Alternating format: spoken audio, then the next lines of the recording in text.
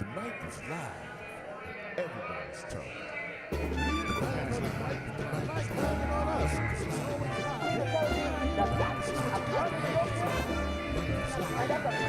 is live. The mic is live. The mic is live. The mic is live. The mic is live. The mic is live. The mic is live. The mic is live. There's just so much hypocrisy there. The Republicans have to, if you really want the Democrats to work out, you have to come with open hands and open heart. The mic is live. The mic is live. The mic is live. The mic is live. The mic is live. People say to you, wake up black man. People say to you, wake up people. The mic is live. The mic is live. The mic is live. The mic is live. The mic is live. The mic is live. I've been waiting out there, man, for 3 years. The mic is live. The mic is live. The mic is live. The mic is live. The mic is live. The mic is live. The mic is live. And the only people in the world, we are not allowed to talk to each other. Behind everyone else. Still punching, ducking and weaving. When you're doing things on your own and you're going against the mainstream, a lot of time it's a war of attrition. And I've been in this war of attrition for some time now, and I'm doing my thing, trying to make it happen for the people, you know. I'm not getting any money from any corporations or anything like that. I'm grinding every day like you are. So when I come at you and I let you know certain things, you know it's from the heart. I'm not getting paid to say it. I'm not getting paid to front on you or run no game. That's not who I am. That's not who I'm trying to be. So I'm giving it to you raw. And once I get the radio station going, if I get the TV program going, it's going to be the same way. It's going to be raw. Any talent we have that we bring on board is going to be the same way. They're going to have to come with it raw, live, and for real. You know, no game. We're not running no game in 2018. And that's the way we do it here at The Mic is Live. The Mic is Live, ladies and gentlemen. It is 2 o'clock. I'm your host, Leroy Adams, and I welcome you to this edition of The Mic is Live, second show of 2018. Like I said, we were blessed to make it into 2018. We spent it with the family. You know, brought in the new year, had some good food, good booze, yeah, and just some good fun, man. And we welcome this coming year, the challenges that we will face. It's already starting off with a bang. You know how I do it. You know, it's like the closer you get to your goals, the more pressure you're under, you know. Somebody once said, if you don't have any enemies, then you ain't doing nothing, you know. And my enemies jumped out of the closet from day one, even before the year started, trying to stop me and redirecting my efforts. But that's cool. You know, like I said, I've been doing this for a while, and it's been the war of attrition, and I'm an old general at it by now. So, you know, I'm ready to do what I got to do to make it happen for the people, you know. And that's the reality of it. And I understand that the closer I get to achieving, the more difficult it's going to become. The more roadblocks, the more stumbling blocks, the more enemies, the more demons in human form are going to come my way and try to stop me from what I'm doing. But I ain't going to quit. I ain't never going to quit. You know, I didn't quit when I was a young man. I didn't quit when I was a teenager. I didn't quit when I was a young adult. And now that I'm an old soldier, there's no way I'm going to quit. So it's going to keep coming at you raw, live, and for real, you know. I was watching this thing, this documentary the other day about Richard Pryor and how, they had these two fools on there talking about, ever since Richard stopped saying the word nigger, he wasn't marketable no more, you know.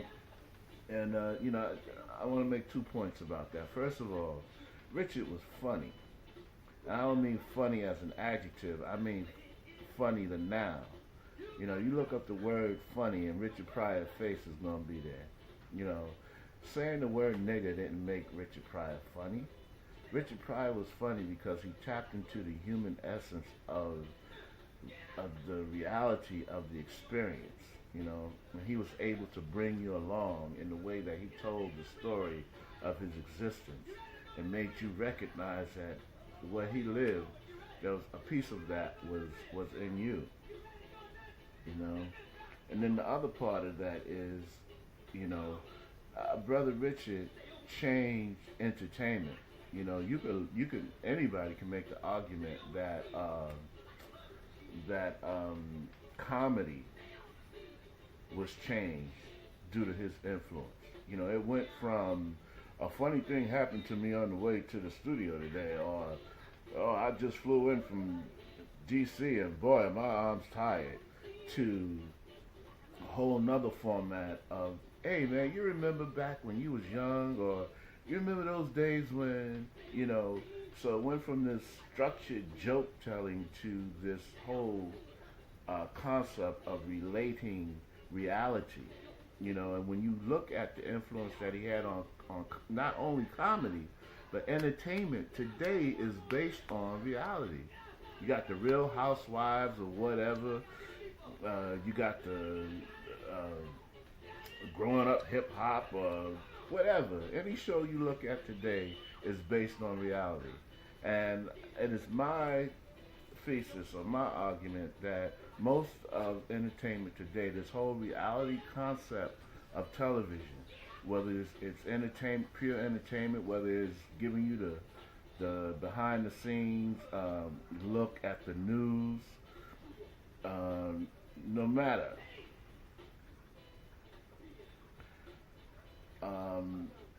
No matter what approach you look at in terms of entertainment today, it comes out of that whole reality approach that Richard Pryor gave to the entertainment industry. So he not only affected comedy, but he affected everything and anything that we have to do with entertainment today, because that whole reality approach, looking at reality. And that's my approach with what I'm doing with this whole concept, you know. As I get a little bigger with it and things good, you know, I might change up some things and come at, but the reality of it isn't going to change. The rawness of the information isn't going to change, you know. And that's why I need you. I need your help, ladies and gentlemen. I don't want, even though I'm going to go to certain sponsors, I don't want to go to the sponsors that's going to try to tell me how to do it, when to do it, and why I do it. I want to keep it real. I want to keep it raw. So like I said, share this out. Let your friends know that we're here every Saturday. If they missed the Saturday broadcast, we always package it and put it back on our YouTube channel so they can catch the YouTube rebroadcast. You know, we put credits on it and everything. And we want you guys to like really get on board with this thing so that we can go to certain sponsors that have our interest at heart, and let them know that we're doing this, and we can really bump it up and put it on another level. Like I said, a lot of things are happening in 2018.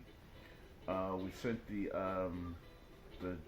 we told you last time that we sent the jazz piece that we did, Big Brain. We sent that out for peer review. We got some critique back, some things that we need to get the mix a little bit better, and work on some of the instrumental parts. So we're gonna clean that stuff up, and hopefully within the next couple of months, the jazz recording will be ready. It's gonna have about 5 tunes on it, and you'll be able to pick that up on iTunes. And we want you to support the effort, and that's where we're coming from with this. We don't want you to send donations on this, because my concept of sharing information is that information sharing should be free. So we don't want you digging in your pocketbooks and sending donations like a lot of other people ask you to do. We don't want that. You know, people got to pay bills, man. You know, people got to put food on the table. You know, so the information that we come to you with, we want you to be able to absorb it freely, and let the corporate sponsors who are benefiting from your dollars, let them pay for us giving you the information. If you're going to give us any monies at all, we ask that you go to YouTube Purchase Tears is still on sale. The gospel album is being packaged. That's going to be on sale soon. I told you about the gospel piece we're going to be doing with our little brother and his wife. That's going to be on sale soon. And the new jazz piece is going to be out soon. So that's what, if you want to help us monetarily, that's what we ask you to do. Go to YouTube, invest that way.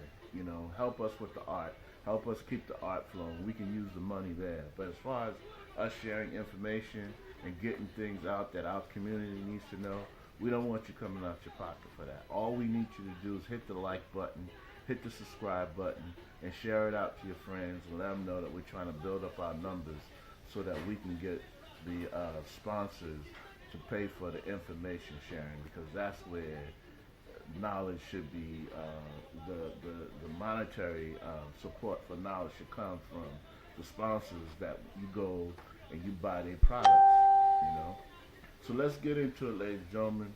The Mic is Live 2018.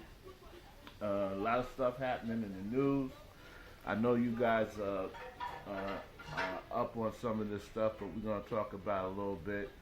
I'm noticing in the news a lot of these, this new wave of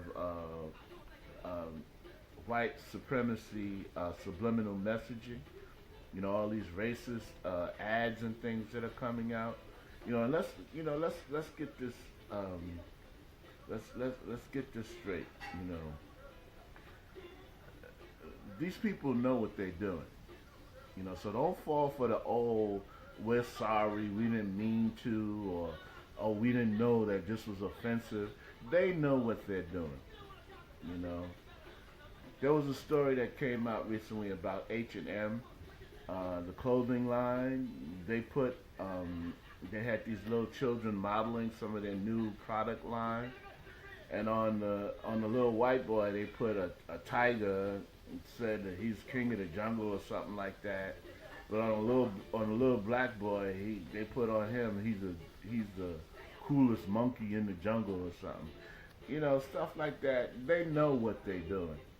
And the part that really messes with me is that the little boy's mother was talking about, that was just one of many shirts that he modeled, and don't get all caught up into it. I'm like, yo, if you don't understand the subliminal messaging in that, if you would have your child wrapped in something like that and have them paraded around or something like that, you'll understand you're part of the problem.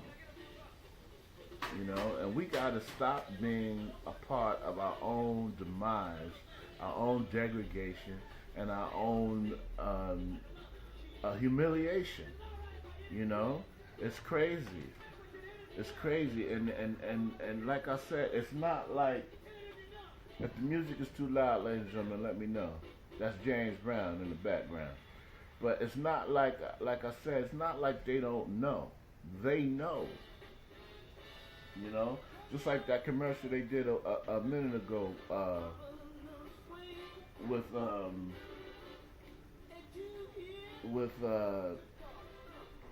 models with, I think it was Dove soap or something, and they peeling off their skin. First they start with the blackest person in the whole ad, and then by the time everybody done peeled off their skin and got clean with the soap, it ends up being a white chick. Come on, man. They know what they're doing. They spend billions of dollars a year on advertisement. They have whole committees of people sitting down researching how you react to different colors, different lights, all right, different sounds, what music will make you pay attention. So don't tell me they don't know what they're doing when they put these ads out. They know what they're doing. They know before they put it out. They sit down and discuss this stuff in boardrooms. So you mean to tell me that on your advertising committee, you don't have not one black person conscious enough to say, hey, yo, that might not go over right with the black community. We shouldn't have no little black boy wearing a shirt talking about he's the coolest monkey in the jungle.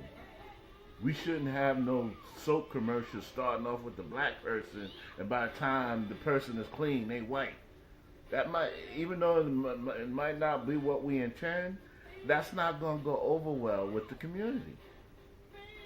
So there's a breakdown somewhere in there, you know, that they don't realize that what they're putting out and the subliminal messages that they're giving to our children is harmful to their psyche. Another story I ran across, this lady, Tamika Brown Barry from Wisconsin. Her son is a fourth grader in a Christian school. And they sent this little boy home with an assignment. Now get this. One of the questions was, list 3 reasons why slavery was good and slavery was bad. Now, it just so happened that this woman was conscious enough to understand the messaging in that question. And the little boy was smart enough, and he wrote back, there was nothing good about slavery. All right? He said, I'm proud to be black. I'm proud of my people because we're strong and we're determined. All right? But, you know, that just goes to show, this is an educator in charge of the minds of our children. And there's this great controversy going on with Brother Umar Johnson. And I went over that last week. I'm not going to go into it again. But, you know, however you feel about that brother, I have to agree with him that, you know, him and people like Brother Farrakhan and others that tell us, you know, we've got to take control over educating our kids. You know, these are the type of people we have in these institutions educating our children. And there's no way in hell, and this is a Christian school, okay? This woman was a teacher in a Christian school, and she gives these kids an assignment asking them to list 3 things that was good about slavery. Now come on, man. What kind of question is that to give a young black child? And like I said, it was just good that his mom was self-aware enough and conscious enough to see the hypocrisy in that statement and had her child answer it appropriately. That there was nothing in hell good about enslavement. There's nothing in hell that you can use to justify enslavement. All right, so to even ask that question was an insult. And like I said, they know. They know. They just want to see how stupid you're going to be to even approach giving an answer to that question. You know, and then once they're like H&M and Dove and all these other people, once they're found out and you come to them and you scream on them about it, they're apologetic. Oh, we're so sorry. Oh, we had no idea it would be offensive. Oh, we just didn't know. You know, tell that to the Marines.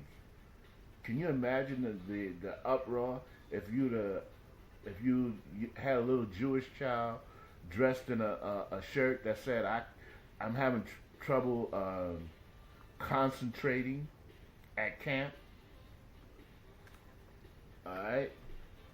They wouldn't have been able to get away with that. The whole place would have been shut down. So you see, on the one hand, you know, you got to look at them for what they are, but then on the other hand, you got to look at us because we put up with it. You know, and I applaud some of the rappers that pulled their accounts with H&M, you know, and that's the type of stuff we got to do. We got to stop supporting these people. We got to stop supporting Timberland. We got to stop supporting H&M.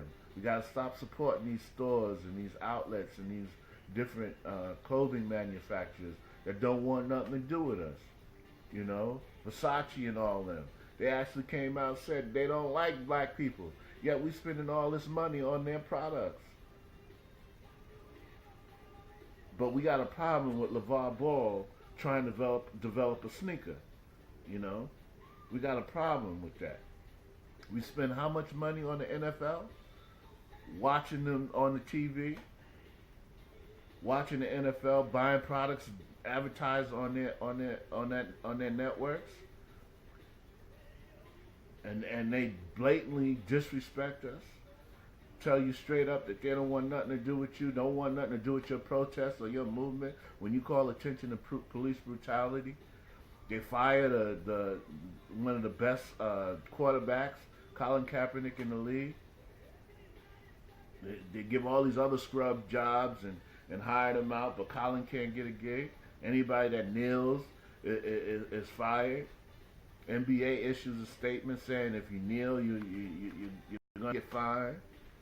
Yet we support these people. We've given them billions of dollars. Who's the dummy here? Because they're not. They know what they're doing. They know what they're doing when they do these things.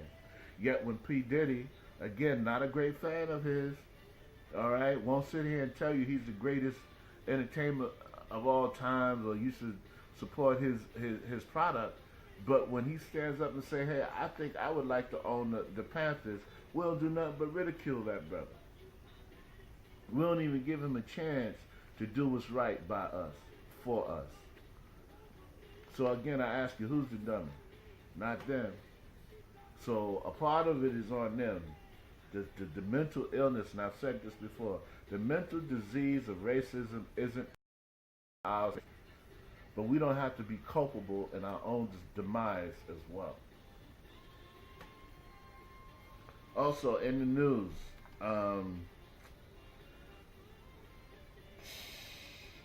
the cop, Timothy Loman, that shot Tamir Rice in Cleveland, is trying to get his job back.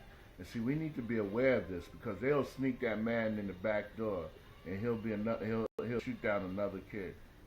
All right, he didn't get in trouble for shooting Tamir Rice. His partner, Frank Gormat, they didn't get in trouble for shooting Tamir. You know, they were actually exonerated for that murder that they committed against that young boy. But he got fired because he lied on his job application, and now he's trying to get his job back. So we need to be aware of that. And like I told you before, and it's gonna sort of go into today's main topic. Just because you're not in a particular city or town or neighborhood doesn't mean that you don't have a voice and that you can't speak up and let your voice be heard. And you're not gonna let certain things go on. And we have to be vigilant of things like this. We have to be vigilant when these people are trying to take advantage of us and twist the truth and make a lie right. Okay, so this man's trying to get his job back in Cleveland. So I suggest that, you guys get on the phone, write letters, call your congressman, and let them know that there's no way in hell that this man should be let back on the force. He got kicked off on a technicality. Okay, we'll take that. But the bottom line is he murdered a young child who was playing in a playground with a toy gun.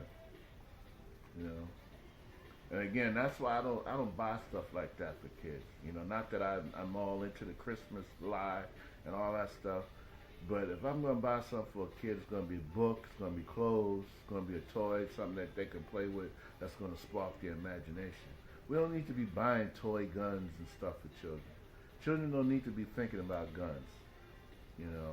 I'm all for education of firearms and protection, but at that age, 5, 6, and 7 years old, shouldn't be buying kids no guns and teaching them about firearms. That's not the age to learn about firearms. 5, 6, 7 year old, you take them hunting, you take them fishing, you show them how to make a fire without a match. You take them outdoors, you go camping, you teach them outdoor skills. Then when they get 14, 15, you show them how to handle a knife. You get them into martial arts. And then when they get 18, 19, then you start introducing them to firearms safety, the proper use of a gun, what guns can do to an individual. But you start teaching them at 5, 6, 7 years old. By the time they get young teenagers, they want to be the next gangster on the block. There's a time and place for everything. And the time and place is not for a 5 or 6 year old kid, especially black kid, running around with some of these toy guns. Because some of these toy guns look real, like they real. And you're only setting your kid up to be killed. A 5, 6, 7 years old shouldn't be in the playground by yourself anyway, but that's a whole nother story. But yeah, keep an eye on that that situation. This guy wants his job back, and we need to make sure that he never wears a badge again, or be in a position to carry a gun and take another young black man's life. And that's the truth of the matter.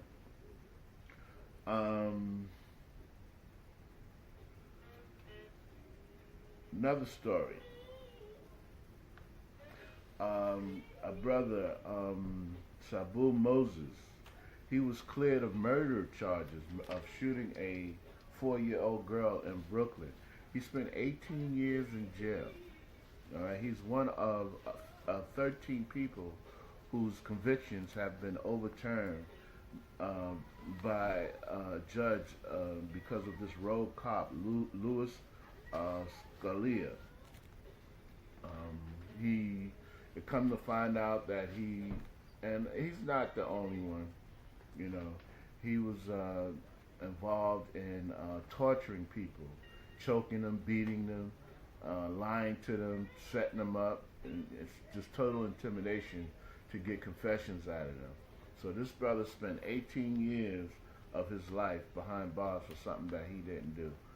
And if the judicial system was honest about its approach, we'd understand why the prison system is so packed with so many young black and Latino men and women, and how biased the system is in terms of incarcerating, the mass incarceration of our people. So kudos to this brother, Mr. Moses, and his family. He's been released. It's a sad thing. I don't know how he's going to get 18 years of his life back. But all I can say, brother, sue, sue, sue. You know, we got to learn how to game the system the way the system has been gaming us. You know, a lot of times we get approached by these rogue cops, and I'm not, again, this is not a thing that all cops are bad and we need to bash police. That's not where I'm coming from. Y'all know my brother, my brothers, my family, and my loved ones have all worn the badge. So this ain't about bashing the police. This is about going after bad ones. You know, calling out the bad ones. You know, and the fact of the matter is that we have to be vigilant on this thing, man. And you know, we got to start gaming the system the way the system games us. Hey John, how you doing, man? Yeah, Andrew Jackson Days. How you doing, bro? You know, we got to start gaming the system the way the system game us. You know, these road cops come up on us, and first thing we want to do is give them attitude. You know, sometimes the best thing to do is say, yes, sir, here's my ID, sir. I'm giving it to you under protest. No, sir, thank you, sir. Smile, you know, shake their hand, and then when they leave, go to the precinct and file a report with Internal Affairs. That's how they do it. These white guys will sit back and they'll smile with you. They'll do it on your job. They'll sit there and smile with you. Some of these white girls, they'll smile and laugh and joke with you. As soon as you leave the office, they go right down to human resources. Oh, I felt intimidated. He sexually harassed me. Well, what did he do? He shook my hand. Oh, I felt harassed. You know? But see, we want to get all caught up in our feelings and start stating our rights and start singing "We Shall Overcome." That ain't always the way to do it, man. You got to game the system the way the system game you. Smile in their face. Shake their hand. Hell, offer them a glass of water and a cup of coffee. And like I said, when it's all done, go down there, put on your best boo-hoo, Sambo tears, and cry foul. Sometimes that's the way you got to do it. Don't always be ready to storm the Bastille and fight a fight that you can't win. Because that's not what it's about all the time. Sansoon teaches you, you know, how to deal with overwhelming forces. Sometimes you can't go head to head with forces you can't win. You're out there arguing and fighting. He calling for backup. Meanwhile, he got 5 or 10 patrol cars and his dog pile on the nigga. And they beat you to death, and it's your word against theirs. So don't let it escalate to that point, especially if you know you're right. Just get the evidence, film it, do whatever you gotta do. Stay polite, stay cool, stay calm, and once you're out of danger, then you go for yours. You know, it's not always about force on force. That's not how you do that. Sometimes you got to fake, feign, bob and weave. You know, attack his strong points so that he can move his forces to that strong point, and then you focus in on his weak point. That's how you deal with overwhelming odds, overwhelming forces. And we've got to learn that about our movements, man. You know? You can't always jump up and down and get in people's face and talk about we shall overcome, I know my rights, you can't do this to me. Your rights don't mean a damn thing to a murderer. When a man is out to hurt you and he's out to kill you, what you know about your rights and what you know about the court system don't mean nothing. And that's the truth of the matter. When that man got that badge on, he feel that he's superior to you and he's ready to take you out. You can quote the Constitution from now until the end of time. You're talking to the wrong person. Why are you trying to convince a murderer with words not to kill you? It's not going to happen. So the best thing, like I said, don't give him the excuse. And then when all is said and done and you're safe and you can make your move, then you move on him. Then you do what you got to do. Then you go down and you file a complaint. Because once that complaint is on record, he can't come at you a second time. Because like I said, they know. They're not no dummies. He's not going to come at you a second time once he knows that there's a paper trail. Same thing on your job. You can't cozy up to these folk and think they're your friend. They're not your friend. They'll smile in your face. Everything's good. It's all good. Everybody's happy. As soon as you turn your back, you're the one that's down in HR trying to explain yourself as to why you sat there joking and laughing when you thought you was having a good time. No, you was being set up for the fall. And that's the truth of the matter, ladies and gentlemen. So yeah, so this brother, Mr. Moses, you know, congratulations. Glad you got out, brother. You know, like I said, sue, sue, sue. I would sue for $1 million for every one of those years I spent behind bars. You know, that way you ain't got to worry about finding a job. You can sit back for the rest of the next 18 years and chill hard, man. You know. Also, in the news, I don't have the young lady's name because of her age. They wouldn't release because of the age of the young people involved, they wouldn't release her name, and I don't think I would say it anyway due to the nature of the story. But there was a young girl in teacher's prep high school in Brooklyn. She's mentally challenged. And there's so many things that's wrong about this story. You know, first of all, she was in the hallway going to see another teacher, unescorted, mentally challenged young lady. She was surrounded by 6 young men who forced her in the staircase. Okay, also unsupervised. Alright, from what I understand, this school is under fire. And they committed sexual acts on her. She was basically raped by these 6 young men. And the school investigated. After 24 hours, they suspended the young girl. One of the young men that were involved, he was arrested. Okay, the young girl, they since dropped the suspension after the parents they're suing the school and the school district.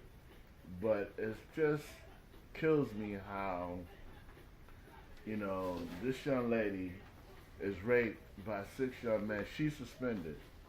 They don't say if anybody else is suspended, but she gets suspended for committing a sexual act in school. Okay, and it just shows you the disparity in justice for our young people, you know, and it just kills me how something like this could have happened. But one of the young men was arrested. She's still going through trauma from this. She's and anger issues. You know, she had a 72% IQ. You know, she's mentally challenged to begin with, and now like people punish her for being raped. You know, and it just shows who's that? Tony. Yeah, yeah, I'm doing my thing, brother. Anytime. But yeah, it just kills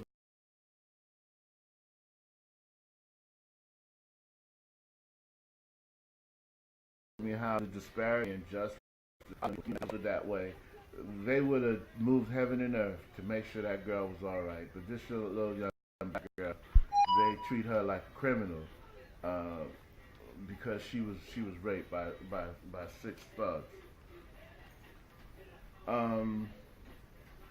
Also in the news, guys, be careful. There's a strain of the flu going around. It's hit hard in 46 of the states.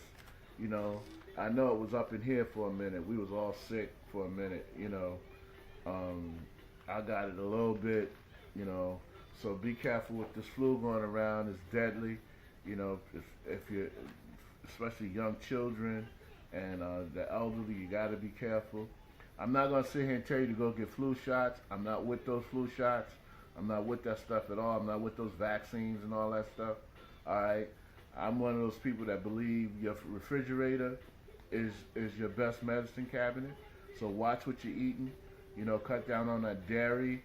You know, building up that mucus. You know, dress warmly. Make sure you're taking your echinacea and your golden seal. Clean your system. All right, get your probiotics. Make sure you have your probiotics because a lot of what people don't know is you get these colds and these flu is because of the bacteria in the lining of your intestine.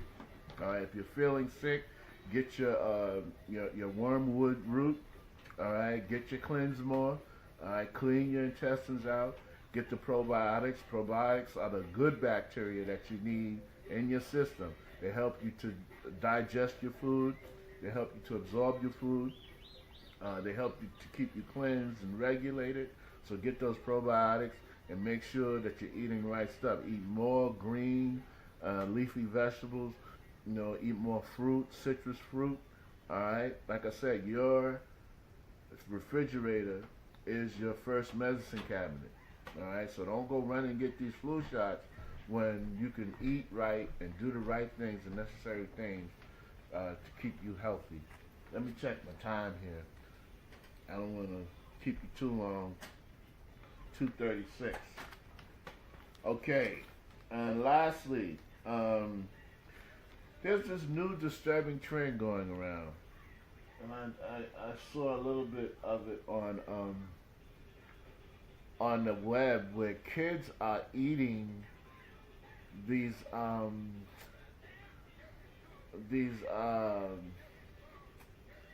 the detergent pellets. You know those pellets that you put in the detergent instead of pouring the powder and stuff. There's these pellets that you put into the wash, and they have detergent in them. And as the wash goes, they dissolve the pellet, and the soap comes out and everything. But there's a new challenge, and I hate these stupid ass challenges that they have on Facebook and these other social media sites. Yes, lemon and ginger, very good. Yes, lemon and ginger, it's good too. And vinegar, the red wine vinegar, very good also. Helps cleanse you out. Thank you, Babs. But yeah, there's a new disturbing trend of young people eating these detergent pellets as a challenge. You know, just like that stupid cinnamon challenge when they was eating spoonfuls of cinnamon. People don't know if cinnamon can kill you. You can overdose on cinnamon. You know, but they was, you know, and these hot pepper challenge where they eating these ghost peppers. And you gotta watch this stuff, man. Watch what, the pods. Watch what your kids are doing with this stuff. You know, yeah, they're actually eating this stuff, Clovis. So, as a challenge to see how long they can I guess keep it in their mouth or whatever, like totally poisoning themselves with these detergents. So if you have these things in your home, lock them up. Talk to your kids about it. Let them know how dangerous this is, that they can actually kill themselves and hurt themselves. If they don't die, they can throw their immune systems totally off. You know, so just be careful with what they're doing. You know, yeah, it's crazy. You know, it's really crazy, Babs. You know. Yes, thank you, Clovis. That's what I was thinking. The apple cider vinegar by Bragg's. Yeah, very good. I remember one time I was sick and my sister made me a concoction, and that with vinegar and I forgot what else she put in it, but I drank that thing down, and it like really cleansed me out. Vinegar is also good if you. I ain't trying to tell nobody nothing illegal. But if you like your little weed, man, if you smoke that weed and you have to take a test, man, you drink that vinegar for a month or so, and it cleans you out, and you pass that test, man. But yeah, so just watch our young people and let them know that don't be following these stupid challenges on Facebook that these people are putting up for attention. It's just ridiculous. Okay, I'm going to get into my main topic here before I let you guys go. And our main topic of today,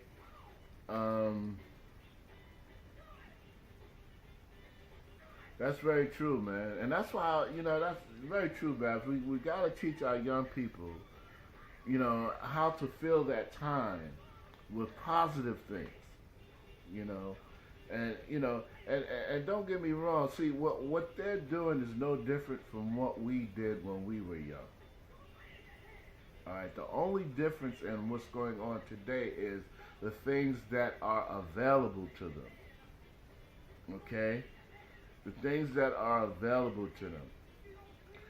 They have so much more available to them that their sense of that inquisitive spirit, that sense of adventure is not being nurtured properly. And that's why I always tell you guys that you got to be involved in your kid's life. There's no way a 5, 6, 7, 10-year-old kid should be walking outside by themselves, going to some playground, hanging out, without you. Your kids should not be out from under you until they're about 15, 16 years old. Up until then, you should be involved in every activity. Every time they leave that door, every time they're in that house, some adult should be around them, focusing their energy into something positive and constructive. All right? Anything else, you're inviting disaster. All right, so my main topic of the day, I wanted to talk to you guys about the unspoken oath of humanity. The unspoken oath of humanity. Okay? The unspoken oath of humanity. Now, there are many oaths out there. When the president becomes elected and he's inaugurated, he has to take an oath. When you join the military, you have to take an oath. When you become a lawyer, you take an oath. There's a Hippocratic oath that the doctor takes. There's the oath of office that a senator and different individuals have to take. So there are different oaths out there. You know what I mean when I say oath, that there are certain rules and regulations, rules to the game that you will follow, and you make a promise before God and those who witness your oath that you will follow those rules to the game, no matter where it takes you, that you will stay true to that oath. Now, what sparked this topic today?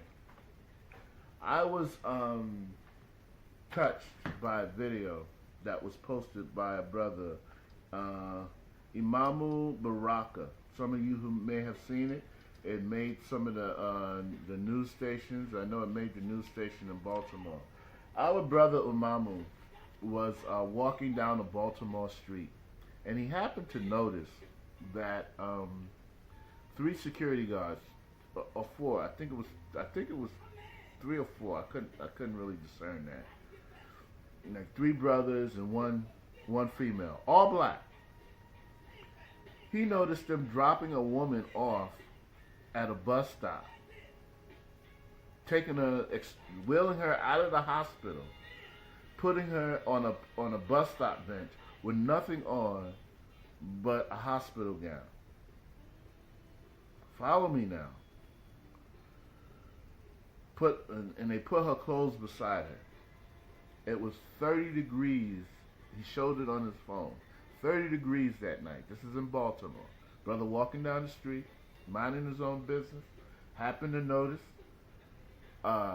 these security guards from the hospital wheeling a woman out, putting her on a bench. Woman that had nothing on but a hospital gown. And we know how thin those hospital gowns are. Those are the ones where your ass is out, you're walking down the hallway trying to hold it close so nobody can take a look at your booty on the slide. They set that woman on the bench with that thing on in 30-degree weather. Now I'm looking at this, and like I said, it was three or four black men, and one black woman doing this to another black woman. Alright, and we know that black men and black women are the most disrespected demographic in this nation. But these 4 or 5 individuals are so assimilated into their role of this society that they had no problem whatsoever dropping off what was clearly a mentally disturbed person on the side, basically on the side of the road in 30-degree weather, naked, covered in nothing but a gown. And that just got me thinking that there is an oath that you take to humanity from the moment you take your first breath as a child coming out of your mother's womb. That scream that you scream, that scream of life, that's not just a scream. That is an oath to humanity that as long as you draw breath, you have a certain obligation to the next man. And this goes, my whole approach here is for us, by us. But this goes beyond that. Okay? Exactly, Babs. You could actually get arrested and fined if the ASPCA came by your house and saw your dog outside in 0-degree weather. You can get arrested or fined. But these people took it upon themselves. And the brother was like, whoa, wait a minute, what are y'all doing? Brother, his name is very difficult. Brother Baraka was like, yo, what are y'all doing? And just come to find out that this brother he's a certified, I don't want to say psychiatrist, but he deals with mental health issues. And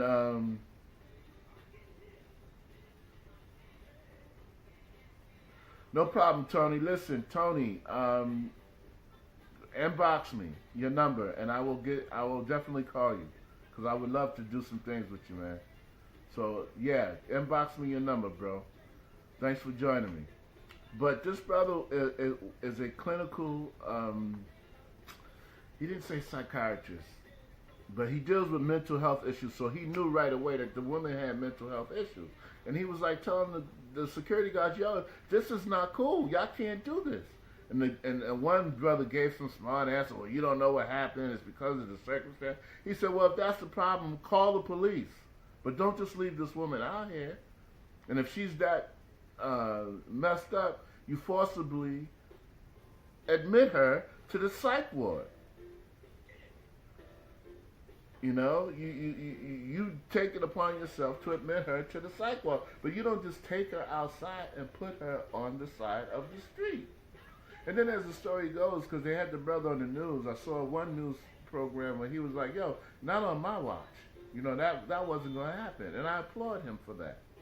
You know, and then he goes on to tell how the mother of this young lady was looking for her for like 3 days and didn't know where she was, and only came to find out her plight when she saw his Facebook post about her predicament.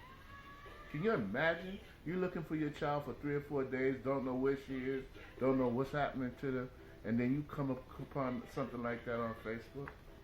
So, of course, once again, the hospital, "Oh, we're sorry. This is not procedure. We're investigating the situation. We're going to look into it. And we're going to take the necessary action, even if it means a change in personnel." But hey, too little, too late. How do you have people like this on your staff? And he said that when he called, because he called an ambulance and had them take her back to the hospital. And he said the ambulance vibe was like, matter of fact, this is a regular thing that they do. So your apology is hollow. It means nothing if that is the norm, because the people that you have hired in your institution, that's the culture of your institution. But see, this goes to the broader thing that I wanted to talk about. The oath to humanity that we take when we draw that first breath. That scream of life is our oath to humanity. That when things like that happen, that we will take the time out of our busy schedule. I don't care how busy we are. We're not that busy that we can't visualize something like that. If you could witness something like that happening to a human being and feel that you're too busy, you can't be late for work, you got to pick up this one, you got to do this, that, and other, you're too busy to step in and do the humane thing, then you have failed your oath to humanity. And like I said, it has nothing to do with being black. It has nothing, even though it sort of hit me that these were black people doing this to a black woman. But this goes even beyond that. You know, if you can walk past a child crying in the street, if you can walk past a person in distress, again, white, black, Chinese, Hungarian, whatever, if there's something in you that don't allow you to assist another human being that's in a predicament like that needs you to step in and work for them, there's something wrong. You have failed your oath to humanity. There's an oath to humanity, an unspoken oath that we all take. And whether it's here in America, a hungry person here in America, whether it's those people being sold into slavery in Libya as we speak, whether it's people having their organs harvested in Africa as we speak, whether it's the people in Europe being starved out and punished by Putin. I don't care what it is. If you can know that this is going on and feel that your life is too important, that's very true, Babs. Common sense ain't common. If you can know stuff like this going on, if you can know that somebody's molesting a child, if you can know that there's an elderly person that's basically living in their own filth, if you can know that there's somebody that's in need of some humane treatment and you fail to do it because you're too busy or you're too stressed or you're too whatever, you have failed your oath to humanity. And we got to get on our oath and we got to do better for each other. And again, this transcends your language, this transcends your race, your color, your creed. This is about being a human being and doing what's right. So I applaud that brother, Baraka, for what he did. He stepped out of his stuff. And he made sure that sister was protected. And then it came to find out that she was loved, that she was missed, that somebody was looking for her and was able to find her due to his actions. And it's so important that we realize that we're all human beings and we're all deserving of that dignity. I don't care what color you are. I don't care what neighborhood you come from. I don't care how rich or how poor you are. There's a connection that binds us all as human beings. And when we fail to realize that connection and do what's right by each other, that connection is irrevocably severed. And it's a damnation on all of us. So finally, before I get out of here, I would like to say this. This week, the Orange One unleashed another hailstorm of activity surrounding his comments regarding Haitians and Africans and people of color. In a meeting with senators, mostly Republican and a few Democrats, they were giving a comprehensive plan on immigration, and he made the comments, why do we want more people from Haiti or Africa? They're from shithole countries. And I would just like to remind the orange orangutan that when you go to the doctor, and I hear this argument all the time, every time something is said about an immigrant, of whether they be from Mexico or from south of the border or from Africa or Haiti, they always bring up the fact that, oh, these are the people that are washing our floors and picking our fruit and bussing our tables. But even to that argument, I have to say that immigrants are more than that. If you go to the doctor, some of the greatest doctors in our nations come from these countries. Some of the greatest scientists come from these countries. Some of the journalists that you see on TV are born of these people, raised by these people. Some of the greatest engineers come out of Africa. One of the 7 marvels of the world were built by African and Egyptians. So I have to say to you, Mr. Orange One, as far as shitholes go, in this day and age, the only shithole I've seen so far is the one in the middle of your face. And you need to close it, because you're making a fool of yourself, and you're making a fool out of this nation. Immigrants are more than busboys, they're more than fruit pickers, they're more than window cleaners. They do a whole lot for this nation. In fact, this nation was built on them. And if my ancestors had prevented the immigrants coming out of Europe, we'd probably be in a much better place right now. So with that, I'd like to say to you guys, I thank you for joining me. But before I go, we want to send a shout out to our birthday people. Mary J. Blige had a birthday. Can't dance with a damn, but she fine as hell. Happy birthday, Mary J. Blige.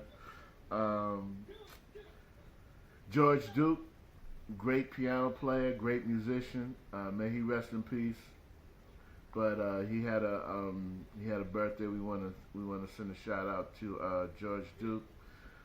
Kim Cole, she also had a birthday. You might remember her from Living Single. She was a comedian. Her and Obi had the thing going on in Living Single, black sitcom back in the 80s and 90s. Also, George Foreman, the only man that ever made Muhammad Ali contemplate giving up boxing. George Foreman had a birthday. Happy birthday to Big George Foreman. Now he's selling hamburger grills. But happy birthday to George Foreman, Big George. And my boy Gene Harding. Gene is a comedian, great comedian. We went to York College together. We was in the theater department together. We want to send a birthday shout out to Gene. Happy birthday to him. And our friend and sister Degra Stanton. She's the mate of our longtime friend Mike Flight.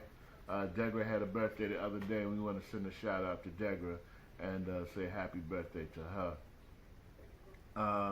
Our unsung hero this week is none other than Miss Tina Turner, who was given the Lifetime Achievement Award by the Recording Academy this past week. Tina has been on numerous hits.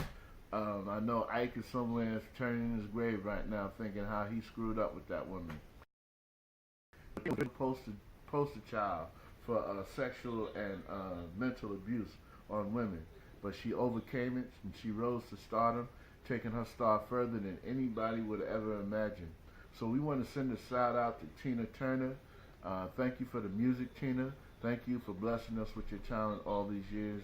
And may God bless you, and congratulations on your well-deserved award. Listen, I'm out of here, folks. The mic is live every Saturday. Let your friends know. Share it out. Tell them to go to the YouTube channel and like the page. Go to iTunes, Spotify. Put my name in. Buy the album.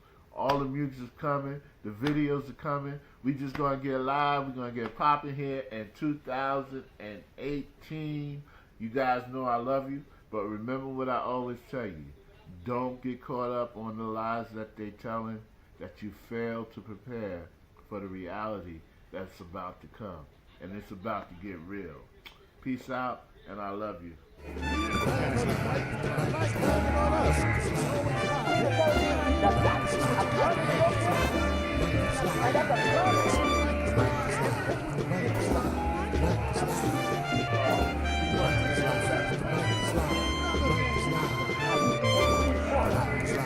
There's so much hypocrisy there. And the Republicans have to, if you really want the Democrats to work, you have to come with open hands and open hearts.